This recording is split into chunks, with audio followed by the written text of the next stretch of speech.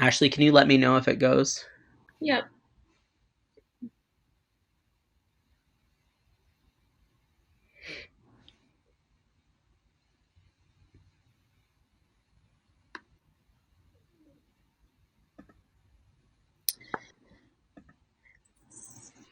There we go. Yep. Ashley, can you let me know if it goes? All Oh, right. it's going to be delayed. Yes. Okay. I'm going to mute this on YouTube. Oh, that's a good face.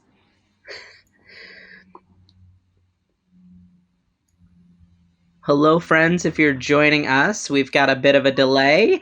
We're going to let some folks join in. Let's see. If you have any questions or comments that you want, you can submit them on the chat spot.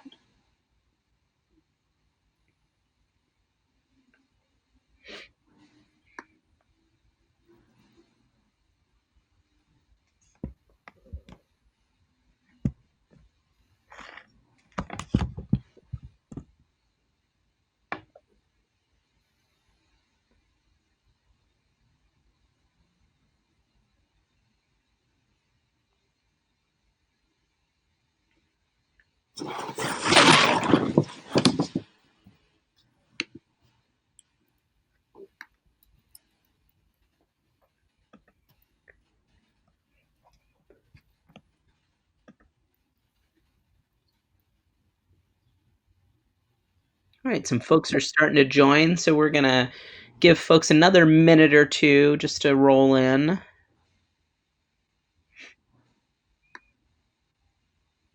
If you are here and want to say hello in the chat so that we know you're here, that would be awesome.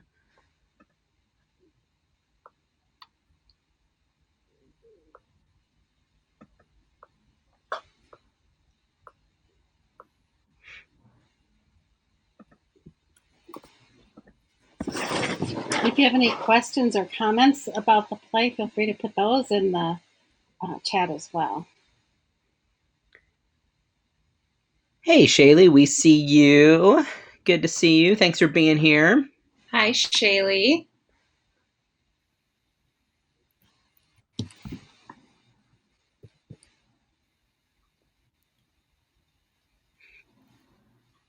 Shaylee is waving.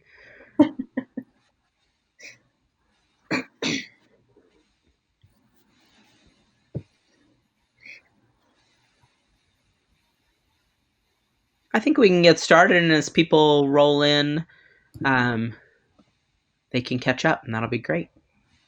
Great. Well, I want to say welcome. My name is Cindi Beth Johnson, and I'm on the board for Uprising Theater. And it's wonderful that we could all be part of the premiere of Seeing Son of a Gun on YouTube in this fashion tonight. And I'd like to turn it over to Shannon and to Ashley and let them introduce themselves. Ashley, go ahead. Okay. Hi, I'm Ashley. I played Kate in Son of a Gun. I work both as an actor and director for Uprising and throughout the Twin Cities. Hey, and I'm Shannon T.L. Kearns. I'm the artistic director of Uprising. I wrote Son of a Gun and also played Greg. This was our first endeavor as Uprising Theater Company. So it was really fun to revisit this show. Can you remind us, Shannon, what year you performed it? Yeah, this was November of 2015. So we started the company in March of 2015 with a Kickstarter to see if we could raise enough money to do one production, and we were able to successfully finish a Kickstarter. And so we then I wrote the show after that Kickstarter ended, realized that, oh, we funded it, I better write something, and so did that. And then we cast that show I think in July of 2015, and then rehearsed kind of through the late summer and early fall. So 5 years. Yeah, it's wild.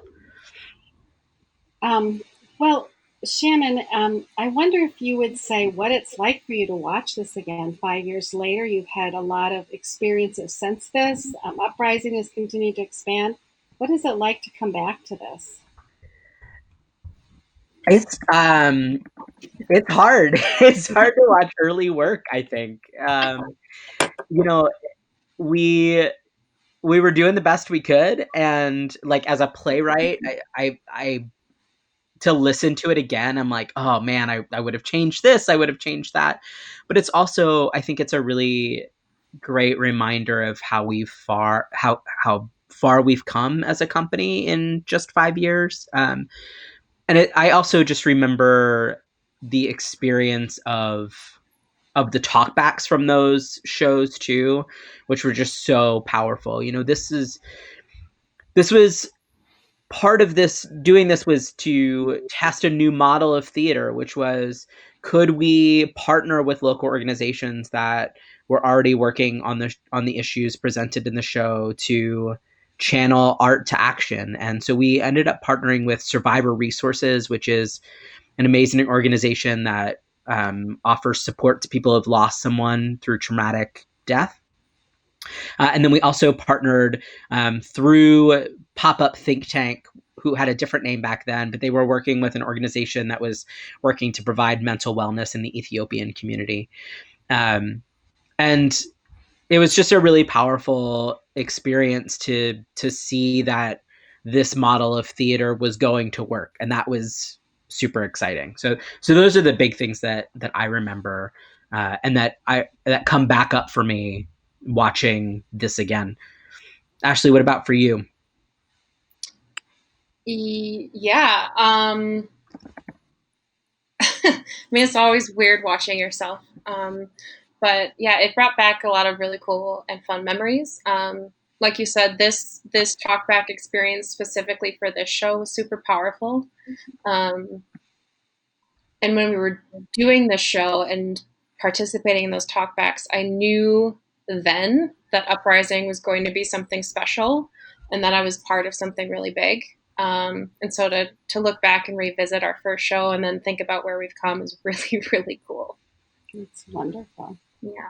So, Shaylee, thank you for your questions. One of the questions being, well, what challenges did you face when you were a new company and you were putting on this first show? Were there some memorable and funny moments or some good stories about that experience? Shannon. So many. I think part of it is that we did this on a really really shoestring budget. By the time we dealt with Kickstarter fees and paid out rewards, we had about $5,000 left over to put on a show, which is not a lot of money, and we had no equipment, and so we had to buy lights. Martin, who ran our lights and designed our lights for the show, drove to Wisconsin and bought a light set from someone off of Craigslist. Then one of the lights like exploded during one of our dress rehearsals, and it was super old, and we had to like try to find a fuse that they no longer made for these lights, right? And we're performing in a church space, so not a designed theater space. So in order to get it dark enough, we had to put poster board on all of the windows in order to like block out enough light to do it. So it was challenging, and also I hadn't done theater since college, and now I was suddenly like running a theater company, and not only running, but I directed the show, I wrote it, I was in it, I got all of the community partners, signed up all of the volunteers. Like it was too much. It was too much for one person, but we learned a lot, and it was a really it was a positive experience, even if it was very very stressful too. Yeah, I mean, just to add to that, I think it brought the cast together in such a beautiful way because we were having to do things on such a small budget. And having things like a light exploding and having to wait until we find the right fuse, which is like in no way like what I think theater should be, but like you have to start somewhere. And we were all new artists at the time, and it was, yeah, it's wild to look back at where we started to where we are now. So what would you say, what do you think gave you the resilience and the perseverance to be able to navigate through the light bulbs and driving to Wisconsin? And I mean, I part of it was that I really believed in what we were trying to do, and that there could be a new model for theater that really took seriously community engagement and community partners. And so that was part of it. I think I'm also just super stubborn, and so like once we were in it, it was like, well, we got to see this through to the end.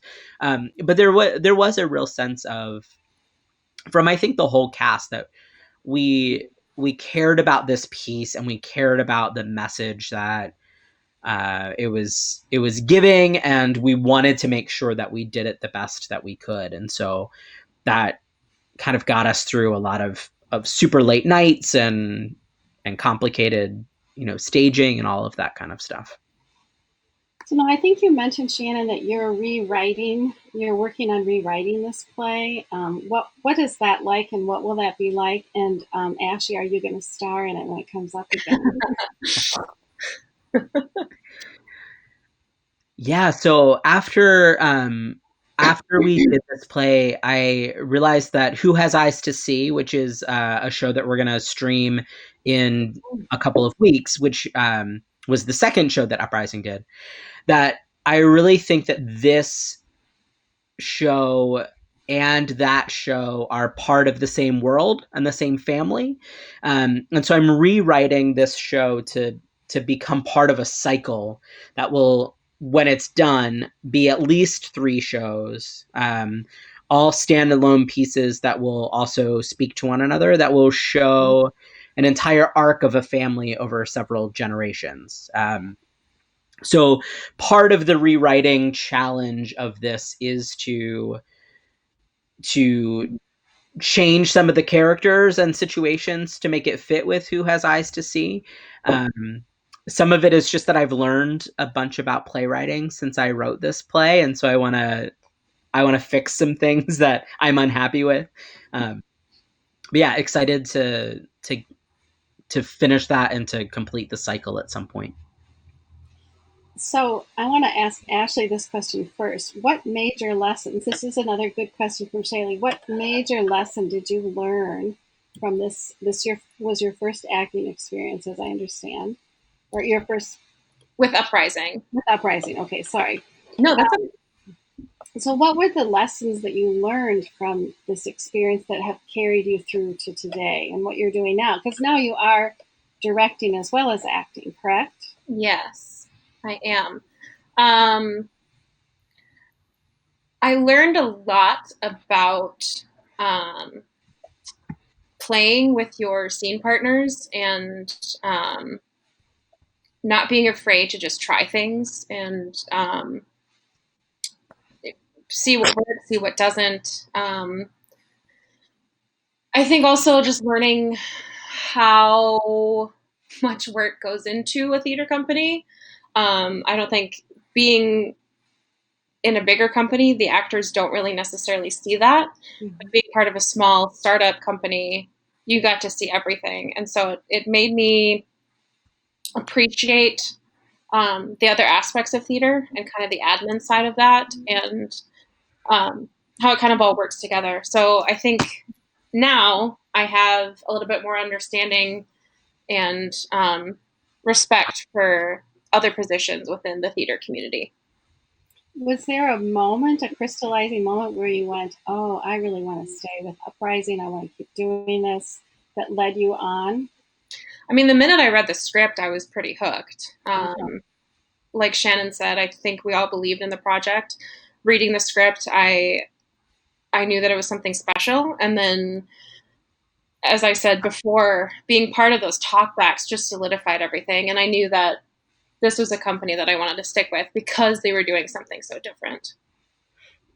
Can either of you say a little bit more about the talkbacks and how that had an impact on both you as well as the people who are there?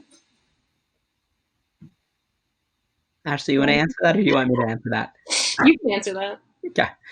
Um, yeah, so we had decided to just do 2 nights of talkbacks. So now at Uprising, we do talkbacks after every single performance. And we really started that because of how well the talkbacks went at Son of a Gun. And I just remember that I think we did them on the Friday nights. And so it was opening night, moderated talkback. And I think it was Adam who just opened the conversation with saying, like, what stuck out to you?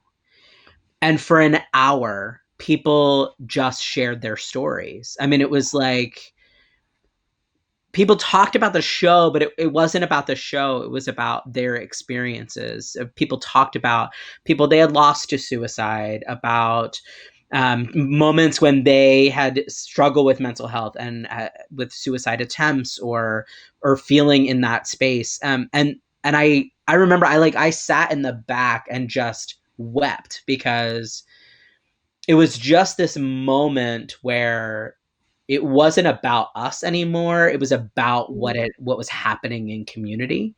Mm-hmm.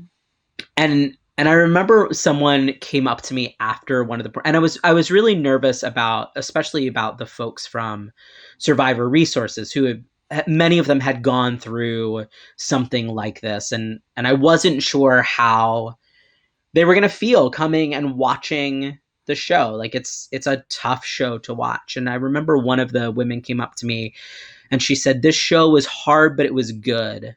And I think she just talked about feeling really seen and not alone, and that like someone understood what she had gone through. And it was such a powerful experience to feel like we could do that with something, and that like 6 months ago this thing didn't exist and now this community exists. And that to me was just, that was the moment that I was like, oh, we've got to keep doing this is really important.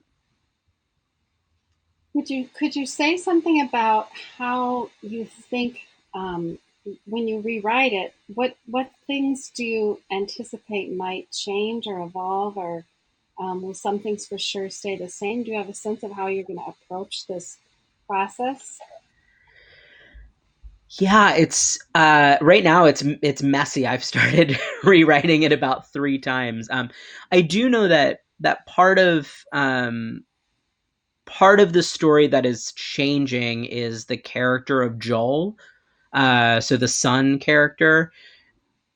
I wrote, so this play is kind of loosely based on my own family history, and so I wrote it as a way to make sense of my own father's death, but I distanced myself from the character of Joel quite a bit. But in putting it in conversation with Who Has Eyes to See and as part of this larger cycle, that distancing is going to go away, and so it's the new piece is going to talk about what it's like to be a trans person and make sense of the lack of a father and some of those issues. So I know that those themes um, are gonna be a lot larger and present in a way that they're not in this play. I imagine that most of Greg's storyline will be very similar, and I definitely liked the backwards to forwards time piece. So I'm trying to keep that if I can. So we'll see. But there's still it's in flux a little bit still. Ashley, as a person who embodied one of the characters, if you were going to co-rewrite it with Shannon, not that I'm Every suggesting that, playwright loves to hear that.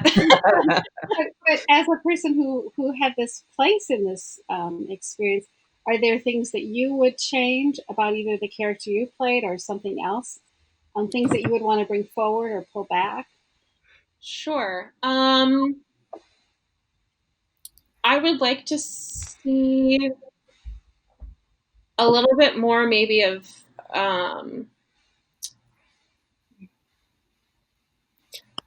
I mean, we see quite a bit of their relationship, but kind of the everyday kind of the relationship piece of like, because we kind of only see the big moments. So it'd be nice to see a little bit more of the little moments between both Kate and Greg, but also Joel and Megan and oh my God, I can't remember the roommate's name. Leah. Yes, thank you, Leah. Other than that, I mean, there's not a whole lot I would change. I think the story structure of having one timeline go forward and one go back is really beautiful, and the way that Shannon wrote it, whether intentional or not, there was a lot of like little pieces that connected the two and like kind of circled back to the two stories. I can't think of an example, of course, but yeah, seeing more of that and maybe making that a little bit more obvious would be really cool. So, where do you think, if you were to try to extrapolate these people from where they were when the story ended, and you thought about where they are today, do you have a sense, either one of you, of where they are today or how their story has continued? Shannon. Well, I do, but I can't. If I say that, it will spoil Who Has Eyes to See. Oh, you just So I can't. I gotta not answer that one. okay. Okay. Well, let me ask you another question from Shaylee, who has great questions. How did you, Shannon, manage all of these different parts? And I guess I'd add to that, are there parts that give you more joy than others? I mean, they're all necessary, especially at a startup, but what are the parts that, how did you balance it? And then what are the parts that really you're excited about going forward?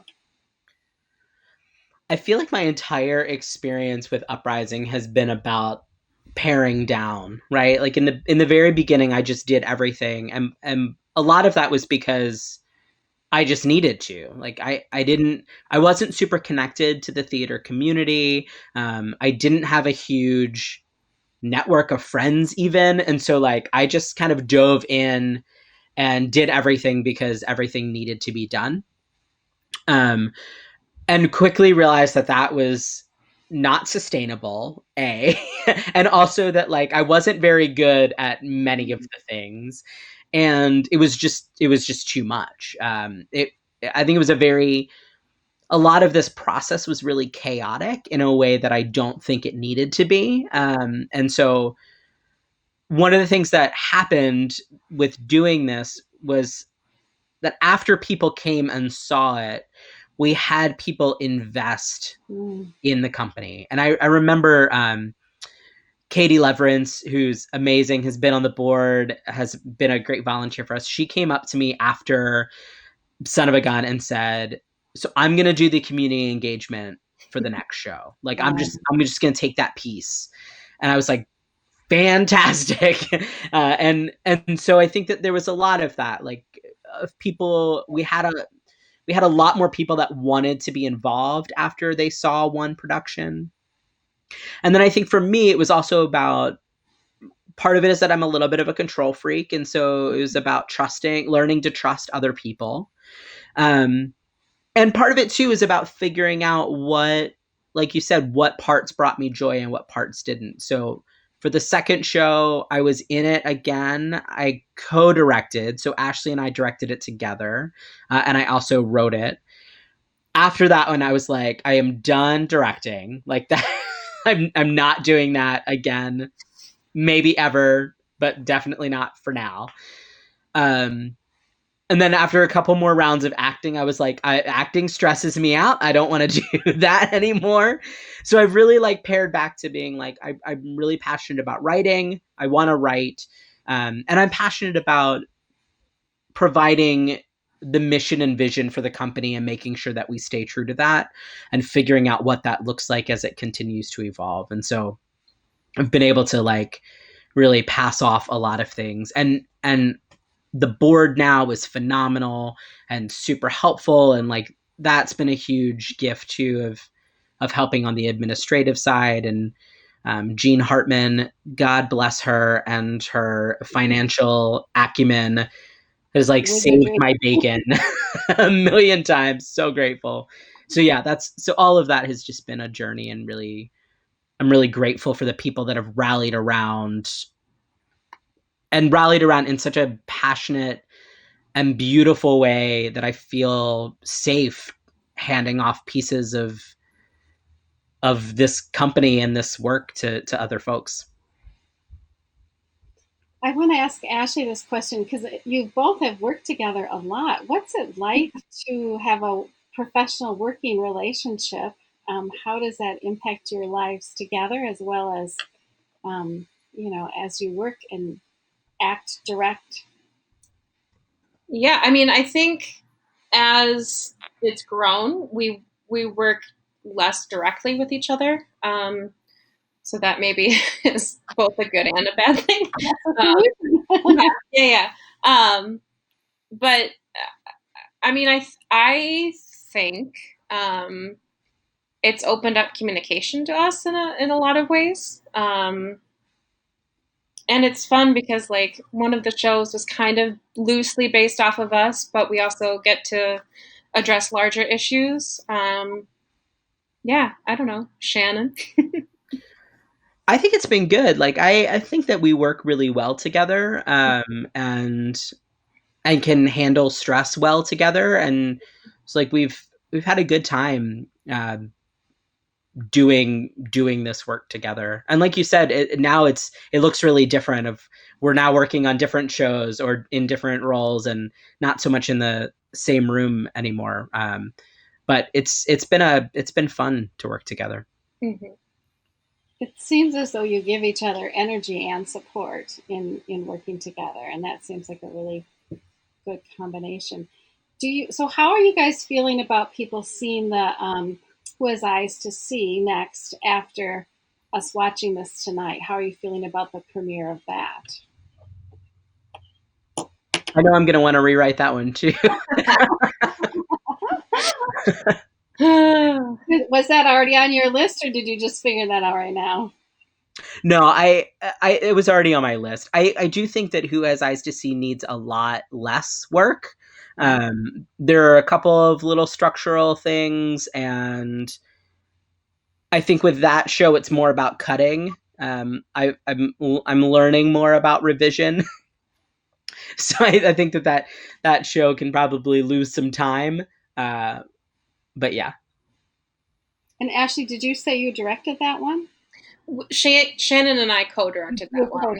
Okay. Yeah, so I haven't even thought about that show in a long time. So it'll be both fun and stressful to watch it play out, knowing how much we learned from the past. Yeah. I think it's really brave and courageous to say, we can look at ourselves then and see ourselves now. And one of the things that I heard you talk about is how the experience of the audience was that they were really moved by the time of watching this play, seeing Son of a Gun. I wonder if you could say, looking back 5 years and then thinking about today, how have you each or together been changed by being part of Uprising in a way that was similar or not to the experience that those people had in that first production? That's a good question. I mean, part of maybe what I've learned looking back is through Uprising and the way that we do shows, I've learned so much about how, as an art form, theater can be used as a tool, and how important stories are for people, and using it as a spark for change, and creating kind of the fuel of the fire to social justice. I knew that was something that I wanted to be part of, but I didn't know how it worked. And so having learned how to do some of that has been honestly life-changing. Yeah, I mean, life-changing is what comes to mind for me too. I think it really was a whim, right? To start a company. It was, let's see what happens. Let's do a show and find out what goes from there. And I remember, the plan had been to just do a show, and then I thought, well, okay, like it went well, great. I'll maybe do another show in a year. And some folks were like, no, you need to do a show in the spring. And I was like, but we don't, that seems impossible. And we made it happen. And so I think that has like set us on this trajectory of having a company and building a company. And I mean, everything that has happened in my life in the last 5 years has been because of Uprising. And that's just wild to think about and look at. Ashley and I met doing this Son of a Gun show, and now we're getting married, right? That was not either of our intention with this show. We started dating after this show ended. And I'm so grateful for the experience. And I think I'm also super, super grateful for the community that has come around and really said, we value this mission, we value this art, we value all of you as artists, and we're going to support this work, and we're going to make it continue to happen. That's been so gratifying and so encouraging to live into and to grow with these people. And now when we were doing, I think it was Dr. Voynich, which is, the one show that we got one weekend in of this year. On opening night, I was like just standing in the lobby, and all of these people showed up to see the show wearing Uprising shirts. And I just had this moment of like, I don't even know half these people wearing these shirts, but they're like part of this family and this team now. And that feels so exciting to me, that there are people that are invested enough to like want to be on Team Uprising and like wear their shirts to opening night and feel invested in this work. It's just, it's really mind blowing, and it's really lovely. Yeah, it seems like it's a big reflection back of what you're giving out, both as actors and directors and playwrights. I actually give a lot of credit to Shannon because, like, again, to think about where we started and where we are now, that wouldn't have happened if it wasn't for the work that he put into it, and oftentimes not even getting paid for the work that he was doing. So, yeah, I mean, whether it's being just stubborn or whether it's, strength and perseverance, what have you, but I'm grateful for it. Thank you. Shannon, you've received some really significant success in the Finovation and the Playwright Center. Do you want to just tell people about those affirmations of this journey that you took off on with Uprising 5 years ago? Sure. So I've spent the last 9 months as a Finovation Fellow. My final presentation is tomorrow, actually. So it's I can't believe that fellowship has gone so fast. But that's a fellowship for early stage social entrepreneurs. So people that are wanting to use business for social good. I was then one nonprofit in the mix. So that was fun. And it was just a really incredible time to learn more about how to make this work sustainable, so that we can pay people better and equitably, and that we can really do more of our mission work, right? Like, that's, for me, the funding is always about how can we do more of the work to reach more people, to impact more lives. Like, that's the point of money to me. And so it's been a really great deep dive into what does it look like to make this financially sustainable? What do we need to do? So that's been really fantastic.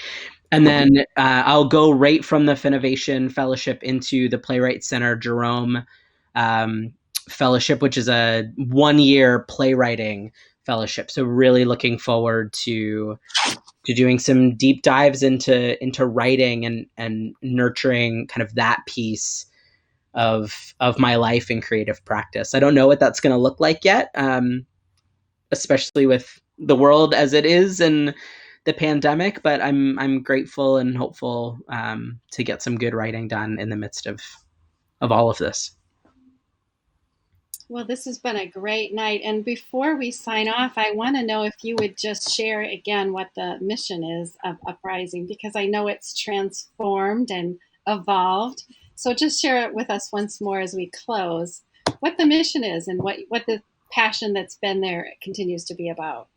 Yeah, so we continue to connect art to action by doing theater around social justice issues, but now we're really focusing on elevating transgender and non-binary playwrights and artists by producing work by trans and non-binary playwrights. And then we're also going to be launching some education that's going to work to increase access for trans and non-binary artists in the theater, both on stage and behind the scenes, and then also work to connect children, trans kids and teens with trans adults so that they can have a sense of what a future can look like that is healthy and happy and thriving. And we're going to do that through art and theater and camps and all sorts of stuff. It's going to be, I think it's going to be it's really fun to see where we're headed next. Well, thank you both. This is wonderful. It's been 5 exciting years, and who knows where things go next. But community will be deeply part of that, I know. Yes, absolutely. Thanks, folks, for joining us. Thanks, Shaylee, for asking your awesome questions. We appreciate you. And you can find out on the website, uprisingtheaterco.com. You can grab tickets and RSVP for Who Has Eyes to See. That'll be July 14th. We'd love to